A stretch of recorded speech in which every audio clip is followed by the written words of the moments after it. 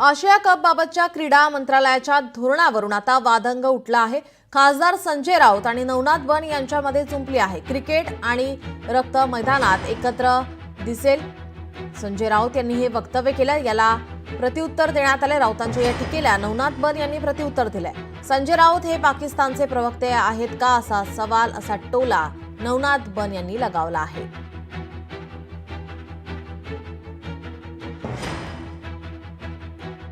अमित शहांचे पुत्र हे क्रिकेटचे सूत्रधार असल्यामुळे आणि त्याच्यामध्ये बिटिंगपासून चिटिंगपर्यंत सगळे खेळ असल्यामुळे पैशांचे क्रिकेट आणि रक्त हे मैदानावर तुम्हाला एकत्र दिसेल।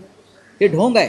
भारतीय जनता पक्षाने त्यांच्या सरकारचं हिंदुत्व आणि राष्ट्रभक्तीचं ढोंग या क्रिकेटच्या सामन्यामध्ये उघडं पडलेलं आहे। हे सामने जर महाराष्ट्रात किंवा देशात झाले असते तर आमच्या शिवसेनेने ते उधळून लावले असते। संजय राऊत आज पत्रकार परिषदेमध्ये काय म्हणतायत की ते अतिरेकी पकडले नाहीत।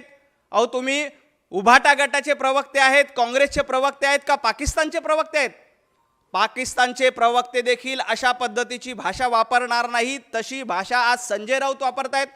भारत आणि पाकिस्तान या दोन्ही देशामध्ये दोन्ही देशादरम्यान सामने होणार नाहीत हे आधीच स्पष्ट केलंय।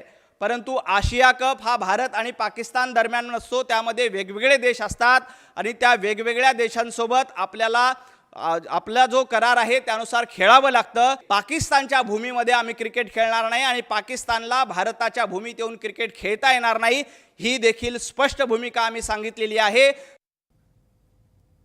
यावर आदित्य ठाकरे यांची ही प्रतिक्रिया समोर येते, आपण पाहूयात।